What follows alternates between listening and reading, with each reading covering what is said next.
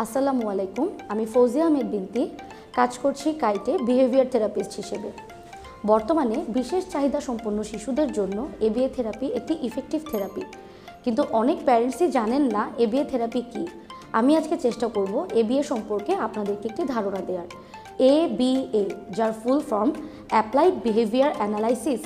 ABA therapy একটি therapeutic approach যেটা behaviour সায়েন্সের মেথড অ্যাপ্লাই করে একটি বাচ্চার সোশ্যাল সিগনিফিকেন্স স্কিল এবং সোশ্যাল কমিউনিকেশন স্কিলকে ডেভেলপ করে, সেই সাথে বাচ্চার যদি কোনো প্রবলেম বিহেভিয়ার থাকে তা রিডিউস করতে সাহায্য করে।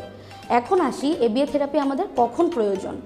একটি বাচ্চা যদি তার বয়স বাড়ার সাথে সাথে সোশ্যাল কমিউনিকেশন স্কিল ডেভেলপ করতে না পারে, তার সমবয়সী বাচ্চাদের সাথে বন্ধুত্ব করতে না পারে এবং তার দৈনন্দিন কাজগুলো সে আত্মনির্ভরশীলভাবে করতে না পারে, ঠিক তখনই আমরা একটি প্যারেন্টসকে এবিএ থেরাপি সাজেস্ট করে থাকি।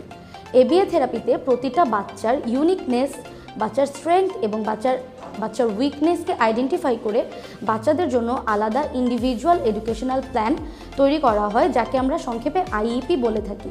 এই আইইপি অনুযায়ী আমরা বাচ্চাদের লেভেল মেজার করে সেই অনুযায়ী বাচ্চাদের কাজ করি, এবং যেহেতু এটি একটি ডাটাবেস থেরাপি, সো এই ডাটাগুলোকে আমরা ডকুমেন্টেড রাখি এবং ভবিষ্যতে বাচ্চার লেভেল ডেভেলপ করার জন্য সেই অনুযায়ী ফিউচার প্ল্যানও করে থাকি।